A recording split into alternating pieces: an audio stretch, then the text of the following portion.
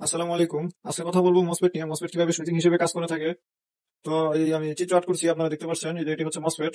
মসফেটের তিনটি পিন, বাম পাশের পিনটি হচ্ছে গেট, ড্রেন এবং সোর্স। ডান পাশের পিনটি, সোর্স পিনটি হচ্ছে নেগেটিভ এবং ড্রেন হচ্ছে আউটপুট।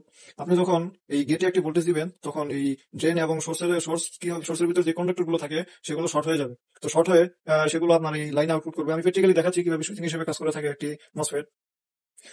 এই যে আমার চিত্র আট করা অনুসারে এই যে আমি একটি লাইট বানিয়েছি। এই যে আমার বাল্বের জায়গায় বাল্ব দিচ্ছি, মসফেটের জায়গায় মসফেট দিচ্ছি, এবং এই যে আমার ব্যাটারি।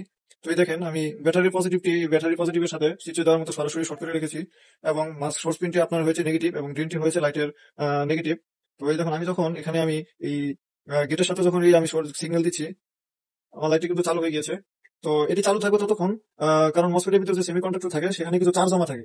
তো আপনি যখন এই গেটে আবার যখন একটা নেগেটিভ ভোল্টেজ দিবেন, তখন তো এটি আপনার অটোমেটিক অফ হয়ে যাবে। এই যে আমার এটি অফ হয়ে গেছে। আশা করি আপনারা বুঝতে পারছেন মসফেট কিভাবে কাজ করে থাকে।